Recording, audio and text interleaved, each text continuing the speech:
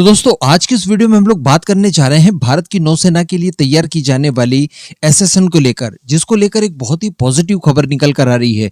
बताया जा रहा है कि बार्क द्वारा अपना शुरुआती चरण कंप्लीट कर लिया गया है और ये चरण सीधे सीधे रिलेट करता है सबमरीन के लिए सबसे ज्यादा जरूरी न्यूक्लियर रिएक्टर संबंधित। तो आप समझ चुके होंगे कि वीडियो कितनी ज्यादा इंपॉर्टेंट है। हालांकि इससे पहले मैं आपको एक मैसेज दे दूं कि आने वाले समय में मैं कोशिश करूंगा कि लगभग सभी वीडियोस के एंड में एक मैसेज आप लोगों के लिए छोड़ूं, जो कि हमारे देश संबंधित, हमारे कल्चर संबंधित और हमारे देश के लिए जरूरी रिफॉर्म संबंधित होंगे। और चूंकि हमारे इस चैनल पर 1 लाख के करीब सब्सक्राइबर हैं, तो हम लोग इतना योगदान तो हमारे देश के लिए दे ही सकते हैं जितना कि गिलहरी ने पुल निर्माण के लिए दिया था भगवान श्री राम को। तो चलिए आज की वीडियो शुरू करते हैं।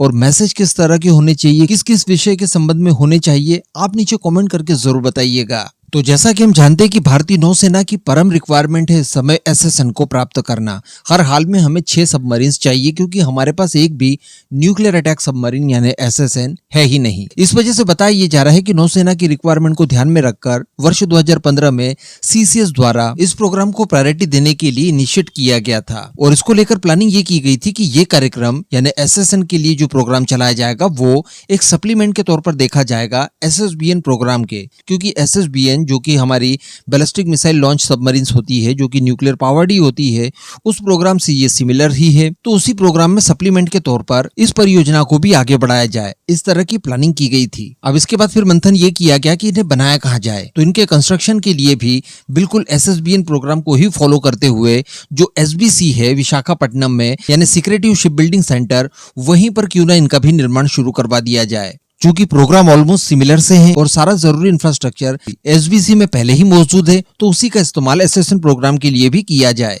तो इस तरह की बातें बताई जा रही है कि इस परिकल्पना को आगे बढ़ाने के लिए सबसे पहला चरण इसके न्यूक्लियर प्रोग्राम के रिएक्टर को लेकर रखा गया, जिसके ऊपर बार्क द्वारा डिजाइनिंग वगैरह का काम शुरू किया गया, जिसके तहत 6000 डिस्प्लेसमेंट वेट वाली सबमरीन के लिए परमाणु रिएक्टर तैयार किया जाना है। तो बताया जा रहा है कि इस चरण को ऑलमोस्ट बार्क द्वारा कंप्लीट कर लिया गया है, यानी जो परमाणु रिएक्टर इसमें रिक्वायर्ड होगा उसे डिजाइन कर लिया गया है। एसएसबीएन प्रोग्राम की अगर बात की जाए तो उसके लिए हम लोगों ने रशिया से टेक्निकल सपोर्ट लिया था, लेकिन अब चूंकि हमारे पास काफी एक्सपीरियंस है, इस वजह से इन्होंने खुद के बूते ही इसकी डिजाइनिंग फेज को कंप्लीट कर लिया है। और परियोजना को शुरू करने की अगर बात की जाए तो बताया जा रहा है कि वर्ष 2027-28 में इस परियोजना का शुभारंभ भी कर दिया जाएगा। हम काफी करीब पहुंच चुके हैं आत्मनिर्भरता के साथ इस परियोजना को पूरा करने के लिए और इसके ऊपर काम शुरू करने के लिए। और इसी आधार पर बताया जा रहा है कि वर्ष 2035 तक हमारी पहली एसएसएन जो कि 6000 टन डिस्प्लेसमेंट वेट के साथ होगी, वो वर्ष 2035 में कभी भी समुद्री परीक्षणों के लिए तैयार रहेगी। इसके बाद हमारी रिक्वायरमेंट के आधार पर